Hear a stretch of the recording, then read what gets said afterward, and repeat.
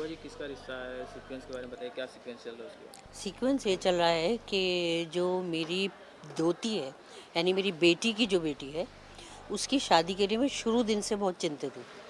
तो अब जब जाके निखिल का सब मामला सेटल हो गया, तो अब मैं सोच रही हूँ कि मेरी इस बेटी का, जिसको मैं अपनी बेटी ही मानती हूँ, उसका रिश्ता तय होना चाहिए। तो मैंने किसी एक रिश्ता कराने वाली को बुलाया है, क्योंकि इस तरह के कस्बों में रिश्ता कराने वाले होते हैं। आजकल तो वो शादी.com और वो सब चलता है, वहाँ ये सब नहीं चलता है। तो वो रिश्ता कराने वाली को बुलाया, वो जो है वो रिश्ता लेकर आने वाली है।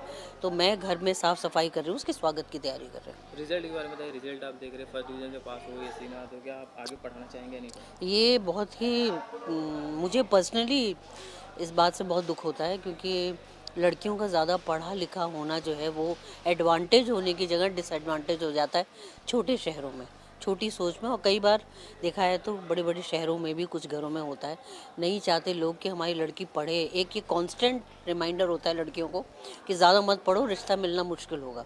क्योंकि ये हमारे समाज में ये देखा जाता है कि जो लड़का है उसे ज़्यादा पढ़ा लिखा होना चाहिए और लड़की को इतना पढ़ा लिखा नहीं होना चाहिए, और वो जितनी प्रोग्रेसिव होगी उतना वो घर के कामकाज और इन सब में ध्यान नहीं देगी। जबकि लड़कियां इतनी सक्षम होती हैं कि वो दोनों जो पक्ष हैं वो बहुत अच्छी तरह संभालती हैं, बल्कि मल्टीटास्किंग लड़कियां कर लेती हैं। जो परंपरा चलती आ रही, जो रिश्ता कराने वाला तो उनको साड़ी दिया जाता है, मतलब तरह तरह के जो अपनी तरह से खुशी से हो, तो आपको लगता है ये सब परंपरा बंद हो जाना चाहिए? नहीं नहीं, बंद नहीं होना चाहिए। मुझे लगता है कि इसमें कोई बुराई नहीं है कि अगर आप किसी को खुशी से कुछ दे रहे हो, बशर्ते कि वो अच्छा रिश्ता बताए और अच्छे से। क्योंकि ये एक्चुअली क्या है कि ये जो लोग होते हैं ये आपके घरों से बहुत सालों से जुड़े होते हैं, एक तरह से घर के मेंबर ही होते हैं।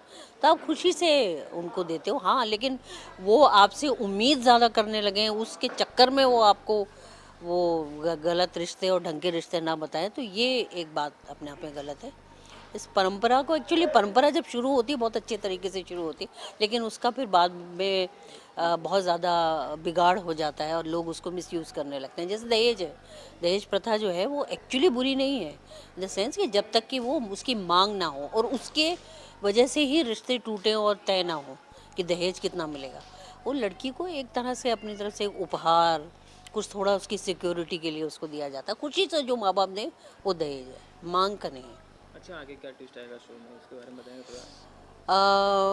ट्विस्ट बताना तो सही नहीं होगा मेरे लिए, क्योंकि फिर लोग जब पहले से ट्विस्ट को जान लेंगे तो उसमें वो सस्पेंस ख़त्म हो जाता है। पर ये है कि रिश्ता इसका होता है और निखिल वगैरह इस सब में सम्मिलित होते हैं। अच्छा, दर्शकों से क्या कहना चाहेंगे जो आपके शो को देखते हैं? मैं दर्शकों से ये कहना चाह रही हूँ कि ये जो शो है ये घर घर की कहानी है एक तरह से।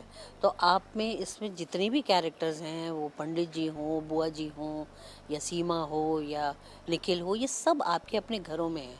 और वो क्या सोचते हैं, किस तरह से आगे चलते हैं लाइफ में, ये सब जो है ये बड़ी खूबसूरत बात है। और लोग इसी तरह के, पर यह है कि जो इस पे ड्रामाज होते रहते हैं, जो ड्रामेटिक होता है, तभी लोग देखते हैं, इंटरेस्ट से देखते हैं। और ये स्मूथ चलने वाला, आपके दिल को गुदगुदाने वाला सीरियल है।